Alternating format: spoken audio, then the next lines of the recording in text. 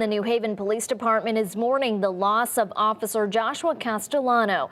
Officer Castellano was killed in a car crash in Las Vegas Friday morning, and another New Haven police officer faces a DUI and reckless driving charges.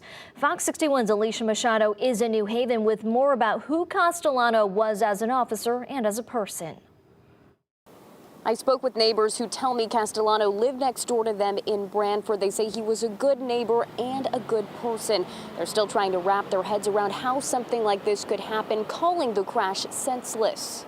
The grief and the pain that the men and women of the police department are going through is that of a brother. Mourning the loss of a brother in service. New Haven police officer Joshua Castellano died Friday after an early morning crash in Las Vegas. Castellano was a passenger in the car with 3 other officers. The driver, Officer Robert Ferraro, was arrested and faces charges for DUI and reckless driving.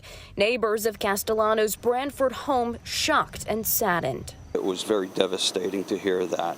Barry Turner said Officer Castellano, or Josh as they knew him, was his next-door neighbor. He always had a smile on his face, and he always went out of his way to wave to you.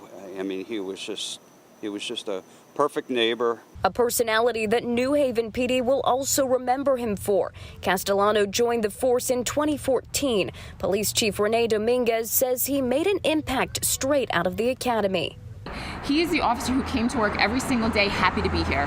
He didn't care what his assignment was. He was happy. He was compassionate.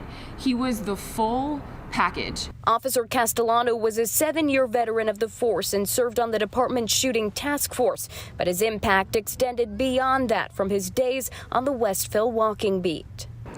He did not only touch the men and women of this police department, but the community as well. The investigation in Las Vegas is ongoing. As for Officer Ferraro, New Haven PD says typically for incidents like this, the officer is placed on administrative leave.